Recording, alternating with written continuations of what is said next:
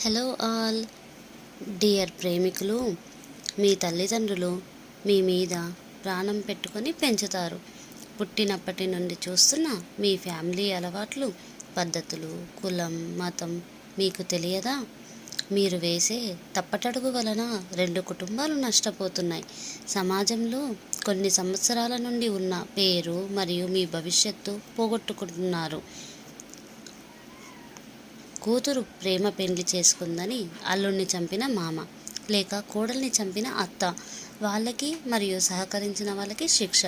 ఇష్టమైతే పెళ్లి చేయడం వలన చుట్టాలు, ఫ్రెండ్స్ మాత్రమే అడుగుతారు. ఇలా చంపడం వలన దేశం మొత్తం మిమ్మల్ని చూస్తుంది. ఇప్పుడు పరువు, శిక్ష, మానసిక బాధ ఎవరికంటారు? సినిమాల్లో ప్రేమికులే హీరో హీరోయిన్లు.